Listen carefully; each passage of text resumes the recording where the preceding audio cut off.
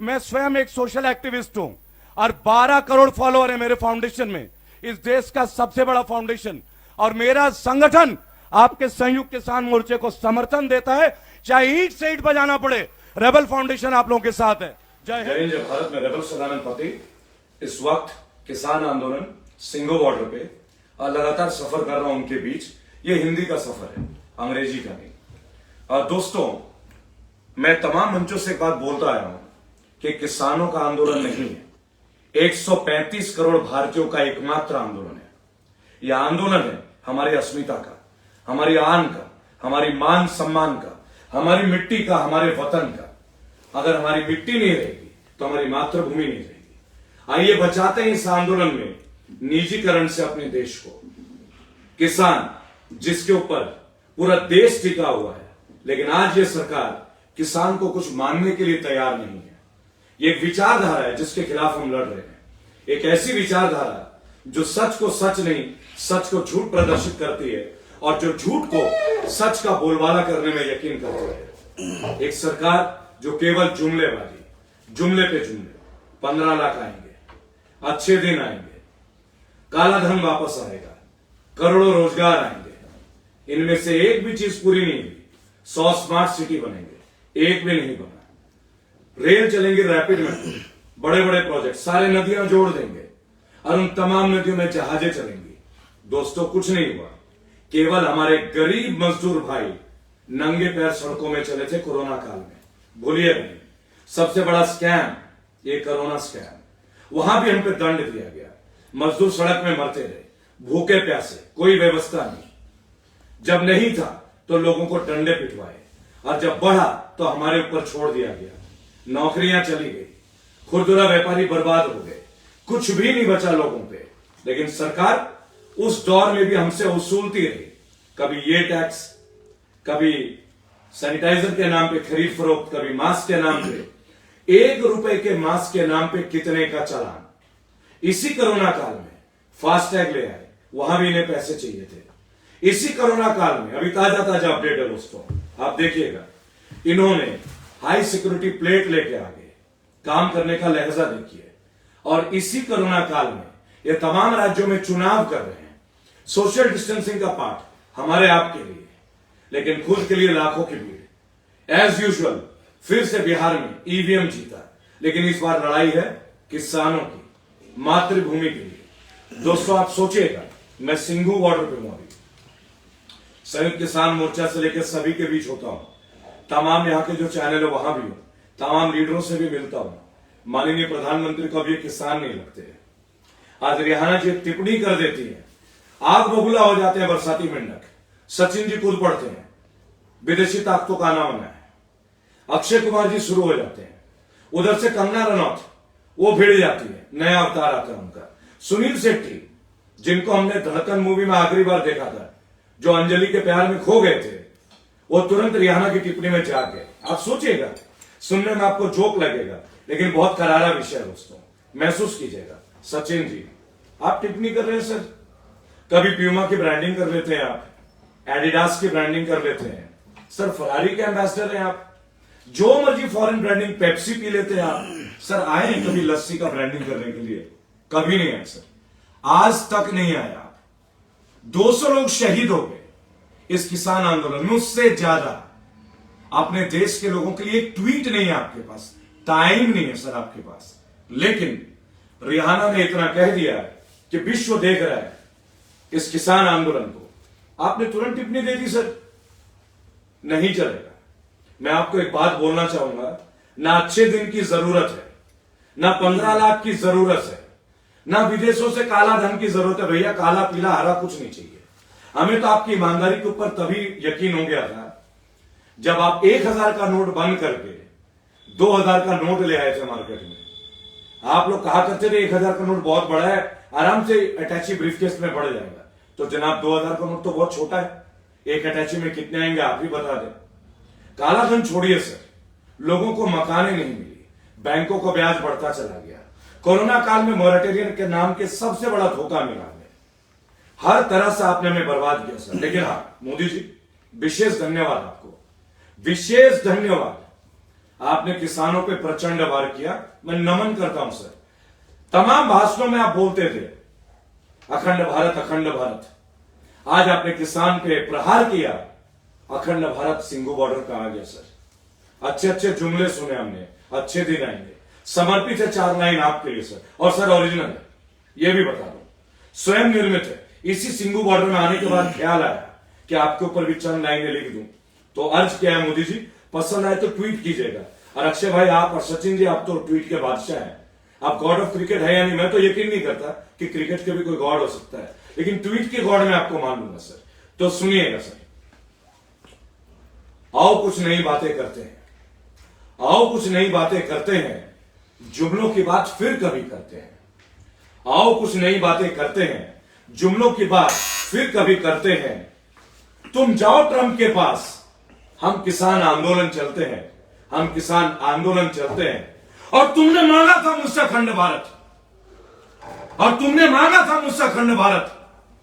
अगर वक्त मिले तो सिंगू बॉर्डर आ जाना, तुम्हें अखंड भारत दिखलाते हैं, तुम्हें अखंड भारत दिखलाते हैं। वो लोग जो मानते हैं कि देश के 80 करोड़ लोग हिंदुओं में आज खतरे में, उन तमाम लोगों से मैं अर्ज करना चाहूंगा कि हिंदू खतरे में है या नहीं है, ये तो एक विचारधारा है। भारत खतरे में है, 135 करोड़ भारत खतरे में, हिंदुस्तानी खतरे में नहीं है भाई। मैं हिंदुस्तान में यकीन नहीं रखता, मैं भारतीय हूं, भारतीयता की बात करूंगा। और बहुत सारे जुमले आप लोगों ने लिए हैं, तो बताना चाहूंगा, ये चाय पे चर्चा नहीं है। मेरे हाथ में जो प्याली है ये कॉफी है। चाय पे तो कुछ यकीन उठता जा रहा है, क्योंकि कोई चाय वाला आज तक मिनिस्टर तो नहीं बना, लेकिन एक चाय वाला प्रधानमंत्री बना। हमने तो नहीं देखा साहब कि आपने कौन से स्टेशन में चाय बेची, लेकिन जनाब हमने आपको स्टेशन बेचते देखा, हमने आपको स्टेशन बेचते देखा। आपने कहा 56 इंच का सीना है, जनाब 22 साल से वर्जिश कर रहा हूं, 45-46 से ज्यादा तो हुई नहीं हुई जी, लेकिन मैंने वो दर्जी नहीं देखा जनाब जिसने आपका 56 इंच का सीना नापा। और जनाब आप हिंदू, और आपकी टीम हिंदू की बहुत बात करती है। मैं एक हिंदू ब्राह्मण पश्चिम बंगाल से, हिंदुत्व का पाठ मुझे आपसे नहीं पढ़ना, लेकिन चूंकि हिंदू खतरे में 80 करोड़ हम फिर भी खतरे में। वो दिन दूर नहीं जब आप मेरी माता जी को भी यकीन दिला देंगे कि माता जी आपके बेटे के रहते आप घर में खतरे में, क्योंकि बढ़ती हुई दाढ़ी का नाम आज खालिस्तानी कहलाता है। तो आपकी दाढ़ी क्या कहलाती है? आपकी दाढ़ी क्या कहलाती है? आपके लोग तो कहते हैं जिनकी दाढ़ी वो खालिस्तानी। चलिए दाढ़ी से आगे बढ़ते हैं, आइए हिंदुत्व की बात करते हैं। मैं यूपी में रहता हूं, ग्रेटर नोएडा, राम राज्य। कई सारे बीजेपी के एक एमएलए ऑन रिकॉर्ड है जी कि उत्तर प्रदेश में तो राम राज्य। 6 महीने पहले नेपाल ने कहा माता सीता तो जनक जो है वो नेपाल की है। तो आप लोग आपस में डिबेट कर लीजिएगा बीजेपी वालों कि सीता मैया नेपाल की है भी या नहीं। ये विषय है, मैं नहीं पढ़ूंगा इसमें, लेकिन उन्होंने सरकारी तौर पे बोला है, औपचारिक तौर पे। तो अगर माता सीता नेपाल की है और रावण साहब तो श्रीलंका के, तो दुनिया जानती है ना जी, सोने की लंका। तो अगर माता सीता नेपाल की है और अगर रावण जी लंका के हैं, तो सीता की धरती नेपाल में 53 रुपए पेट्रोल और रावण की धरती श्रीलंका में 51 रुपए पेट्रोल। तो ये कैसा राम राज्य है? जब भारत में राम राज्य है तो 100 रुपए पेट्रोल क्यों बिकता है? ये मोदी जी आपको जवाब देना चाहिए, योगी आदित्यनाथ जी यहां आपको जवाब देना चाहिए। आप एमएसपी पे चर्चा नहीं करना चाहते हैं, लेकिन 30 रुपए के पेट्रोल में आपको 60 रुपए का टैक्स चाहिए। बहुत बढ़िया, बहुत बढ़िया। आपके नेताओं ने बोला था अभी तो 6.5 साल है, अगर हमारे 60 साल का शासन होता, मैं बताता हूं आपको, अगर आपको 60 साल का शासन मिल जाता ना, गलती से मिल जाता, हम केले के पत्ता लगा के ना झींगा लाला हुर करके घूमते रहते। और कोई हाथ में ना पेपर नहीं है, भाषण नहीं है, देख लीजिए, कप की प्याली है कॉफी की, बहुत ज्यादा गर्म है, आराम से पी रहा हूं क्योंकि अच्छे दिन आ गए।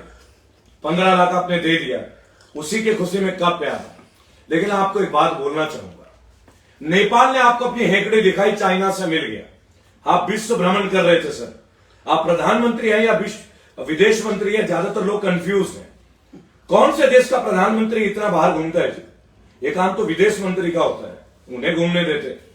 चलिए कोई बात नहीं, आते हैं नेपाल की बात पे। आपका 56 इंच का सीना, आपका गुजरात मॉडल, भाई वाह, आप बंगाल को सोने का बना दोगे। भैया मोदी जी, माननीय प्रधानमंत्री, भैया नहीं बोलूंगा, क्षमा प्रार्थी हूं, माननीय मोदी जी, बंगाल के लोग सोना नहीं खाते सर, माछ भात खाते हैं, आलू चोखा खाते हैं, आलू पोस्तु खाते हैं, साग खाते हैं, टमाटो की चटनी खाते हैं। हमरा माछ खाई, हमरा आलू खाई, हमरा सोना खाई ना, हम लोग गोल्ड नहीं खाते। आप गुजरात के हैं, हो सकता है वहां के लोग खा रहे हो, उन्हीं को तो 30 साल तक सोना खिला नहीं पाए, उनका नींद हराम कर दिया आपने। 30 साल की सरकार थी गुजरात में आपकी सर, आप वहां तो सोने का बना नहीं पाए। ट्रंप आए, नमस्ते ट्रंप आए, तो आपने 16 फीट की दीवार खड़ी कर दी सर, सोने की नहीं सर, सीमेंट की दीवार, क्योंकि आप झुग्गी झोपड़ी छुपाने में लगे थे। 30 साल में गुजरात का यह हाल है। अब बंगाल को गुजरात मॉडल बनाओगे, दिल्ली को गुजरात मॉडल बनाओगे, उत्तर प्रदेश को गुजरात मॉडल बनाओगे, मतलब इतिहास तो इतिहास, तब आप भूगोल बदल दोगे, मौसम बदल दोगे, रंग बदलने में आप लोग माहिर है सर। भगवा रंग चढ़ा देते हैं, जैसे इन पे आपका अधिकार हो गया। हिंदुत्व तो जैसा आपका मैनिफेस्टो हो गया सर, आप अधिकार है, बीजेपी मतलब हिंदू, गजब सर।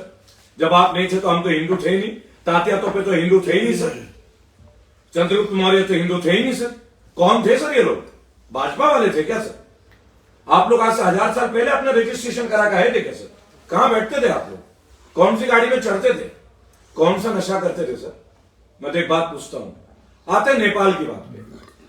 अयोध्या की लड़ाई चाइना के साथ, सारी परियोजना आपसे लेके चाइना को दे देते हैं। आप कहते हैं 56 इंच का सीना, 4 लाइन का एक जुमला आप पे समर्पित है। फिर से सर, ओरिजिनल है सर, कट कॉपी पेस्ट नहीं करता। देखो देखो कौन आया, देखो देखो कौन आया, गुजरात का शेर आया। देखो देखो कौन आया, गुजरात का शेर आया। 56 इंच का सीना देखा, देखा शेर की चाल, कमाल करते हैं मोदी मियां। आज हम पे भौंक रहा है नेपाल, आज हम पे भौंक रहा है नेपाल। अपना देश नहीं संभाला जा रहा, अपने पड़ोसी नहीं संभाले जा रहे, चले अमेरिका में ट्रंप को जिताने। माननीय, आप जहां भी गए इतिहास गवाह है, जिसके इलेक्शन कैंपेन के लिए गए हर वो शख्स हारा है। हम किसान के घर से हैं, बागी श्रद्धानंद, रेबल श्रद्धानंद पति किसान के परिवार से, स्वर्गीय बागी गंगाधर पति का पोता बांकुड़ा जिले से, पश्चिम बंगाल। पता कर लीजिएगा सर, जमींदार है वहां के, गर्वित जमींदार है। बंगाल में आपका रण नहीं चलने देंगे सर, प्रचंड वार करेंगे। बाहर की जुमला पार्टी, हमने तो बोला लोटस नहीं है लूटस है, जड़ से उखाड़ेंगे सर। जो अंध भक्तों मेरे भाई हैं, उनको भी अपने साथ खड़े करेंगे, क्योंकि उनसे 2 सवाल पूछेंगे। मेरे प्रिय बीजेपी के भक्तों, आज सिंगू बॉर्डर पे नेट क्यों बंद है? क्यों नेट बंद है मेरे दोस्तों, बताइए तो सही। इसलिए कि आज बीएसएनएल बंद है, और बीएसएनएल सरकारी है, और आज यहां जियो चलता है, अंबानी जी ने बंद कर दी। पहले इंटरनेट को इसलिए बंद किया जाता था कि गलत अफवाहें ना उड़े। आज इंटरनेट को इसलिए बंद किया जा रहा है कि सच्चाई ना दिख जाए। कितना डर है सच से, वाह वाह वाह। सच्चाई के लिए दुनिया को छोड़ सकते हैं, दुनिया के लिए सच्चाई को नहीं छोड़ सकते। कभी यकीन करते हैं इसके ऊपर? हम करते हैं। मैंने आपको वोट दिया 2014 में, इस यकीन के साथ कि आप बेहतरीन काम करेंगे। आपने छल किया, अब मैं आपके सामने आंख से आंख डाल के बात करूंगा, हर मंच पे मिलूंगा, हर जगह मिलूंगा। 14 फरवरी को 1 से 1.5 लाख बच्चे SSC 2018, staff service commission 2018, GD के बच्चे यही आ रहे हैं किसान आंदोलन में। जवान और किसान जिनको आपने नौकरी नहीं दी, सिलेक्टेड होने के बाद medical test, physical test, written test, तमाम टेस्ट पास करने के बाद आप उनको नौकरी नहीं दे रहे हो, जुमलेबाजी। हर जगह फेल हुए। बीएसएनएल बेच दी, ओएनजीसी बेच दी, एयरपोर्ट बिक गया, रेलवे हाशिए पे। आप लोग लालू प्रसाद को चोर बोलते थे, है ना जी? आप याद कीजिएगा उनके कार्यकाल को, 20,000 करोड़ का फायदा था इंडियन रेलवेज को। ये मैं नहीं कहता, भारतीय सरकार कहती है। कैसे था फायदे में? जाइए लालू जी से जेल में मिलिए, बात कीजिए, वो आपको सुझाव दे देंगे, तरीका बताएंगे। और तो और आप चाय वाले थे ना सर, क्या हाल है आसाम में आपकी सरकार है चाय वालों का? क्या हाल है चाय के बगानों का? कौन उठाएगा उन मजदूरों की आवाज? कितने दिन से आसाम के लोग प्रोटेस्ट में बैठे हैं, लेकिन नहीं, आपको एनआरसी चाहिए, सीए चाहिए, कोविड के नाम का घोटाला चाहिए, हमें लाठी, हमें थाली बजाना है। आपके भक्तों ने तो हद ही कर दी, दिए जलाओ थाली बजाओ, इतनी ऊर्जा होगी कोरोना भाग जाएगा।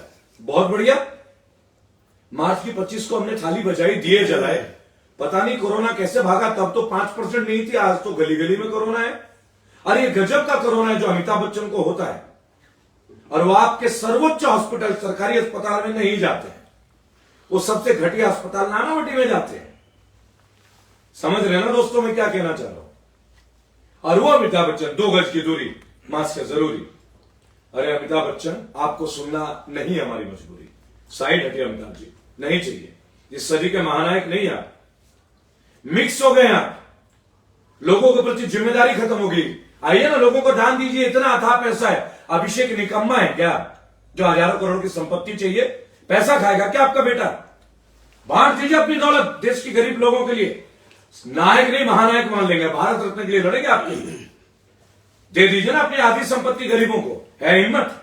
आप तो किसान है सर, आप डाबर च्यवनप्राश बेचते हैं, महिंद्रा का फर्स्ट प्राइज छोटे बच्चों का कपड़ा बेचते हैं, पार्ले जी बेचते हैं, और क्या क्या बेचते हैं भगवान जाने, चड्डी बनियान वगैरह जो भी। आप जुमले छोड़ दीजिए। किसानों के साथ आपने जो दुर्व्यवहार किया, कीले लगाए, नुकीले तार लगाए, इसका जवाब आपको मिलेगा। किसान वापस नहीं लौटेंगे सर, बिल वापसी तो घर वापसी, कोई समय की सीमा नहीं होगी, कोई दूसरी बात नहीं होगी। आप क्यों बोल रहे हैं किसान एक कॉल पे दूर है? बताइए तो मोदी जी, आपका फोन नंबर क्या है? मैं भी किसान पुत्र हूं, बताइए ना, बताइए क्या है, अभी मिलाता हूं आपको फोन। आपके नेता तो मिलते नहीं है, फोन नंबर की बात करते हैं, अचानक से आते हैं, मन की बात करते हैं। 2016 के बाद एक भी प्रेस कॉन्फ्रेंस नहीं है माननीय आपका। और वो जो हुआ था पुण्य प्रसून जी जो थे, फिल्म सिटी के जो थे, प्रसून जोशी, फिल्में तो गाने लिखते हैं, वो आपसे सवाल पूछते हैं, मोदी जी आपको महात्मा बनने का विचार कैसे आया? बहुत बढ़िया, पत्रकार ऐसे सवाल पूछते हैं, मुझसे पूछेंगे मोदी जी? मैं पूछूंगा आपसे पहला सवाल, सर 56 इंच का सीना बनाने में कितने दंड बैठक लगाते थे? सुबह किस टाइम उठ के एक्सरसाइज करते थे सर? जिम जाते थे या रामदेव जी का अखाड़े में जाते थे? कितने पुशअप लगाते थे सर? और सर एक बात बताइए, चाय जो बेचते थे, अगर मुझे 6 आदमी के लिए चाय बनानी है, दूध और पानी का कितना रेशियो होगा सर? चीनी कितना डालना चाहिए सर? अदरक को कब डालेंगे? दूध में डालने से पहले उबालेंगे या चाय पत्ती में डालने से पहले उबालेंगे या केवल पानी में उबालेंगे? That will be my question, and I will ask you every damn single question. Why Sanjiv Bhatt is in the jail? IPS Sanjiv Bhatt jail में क्यों है? क्यों यूएपीए को आपने लागू किया? क्यों आपकी सरकार रहते उत्तर प्रदेश में अचानक से सरकार एक रूल पास कर दिया गया था कि पुलिस कभी भी किसी को बिना मुकदमे को उठा सकती है, हालांकि कोर्ट के आदेश से वापस हुआ, यानी कोर्ट को भी बाईपास। आपसे मैं पूछूंगा, आपने कहा था अच्छे दिन आएंगे, कांग्रेस ने जो किया सो किया, रंजन गोगोई को आप क्यों लेकर आए? सीजीआई थे वो, यही उम्मीद थी आपसे अच्छे दिन की। 100 स्मार्ट सिटी का वादा था सर, पहला स्मार्ट सिटी कौन सा बना सर? ये मेरा पहला क्वेश्चन हुआ सर। एक देश एक टैक्स, ये किसान नेताओं को तो ये नहीं पता कि सवाल क्या पूछना चाहिए। हम बताएंगे, बड़े बड़े जो नेता जो बैठे हैं वहां पे, 2 अक्टूबर की बातें कर रहे हैं, ऑन रिकॉर्ड बोलता हूं, एक देश एक टैक्स, तो एक देश एक मुआवजा क्यों नहीं सर? हरियाणा के किसान को अलग मुआवजा, यूपी का अलग मुआवजा क्यों सर? जीएसटी एक रेट लेते हैं ना, हर राज्य का हर मुआवजे का रेट एक होना चाहिए। मान रहे हैं आप किसानों को? भट्टा पारसौल, माननीय बीजेपी के मुख्यमंत्री जी, आपके सबसे कद्दावर नेता जो आज जेवर एयरपोर्ट बना रहे हैं, वो भट्टा पारसौल में राहुल गांधी के साथ दिखे थे बाइक में। कौन सा मुकदमा वापस लिया आपने? आज भट्टा पारसौल की जमीन को ग्रीन बेल्ट में डाल दिया आपने, दुश्मनी और आसपास के खेतों को आपने एक्वायर कर लिया। ऐसे बदला लेंगे किसानों से? हम लड़ेंगे उनके लिए 2022 में आपके खिलाफ। रेबल फाउंडेशन लड़ेगा, तमाम उन लोगों को ले आएंगे जिनके ऊपर कोई क्रिमिनल रिकॉर्ड ना हो। अब की बार सच की सरकार, पॉलिटिशियन नहीं है, मेरी कोई पार्टी नहीं है, कभी इलेक्शन नहीं लड़ूंगा।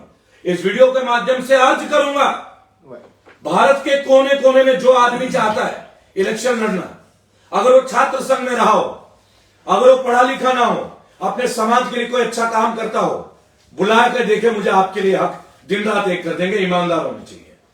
औरतों के प्रति कोई गंभीर मुकदमा दर्ज नहीं होना चाहिए आपके खिलाफ। रेबल फाउंडेशन आपके साथ है।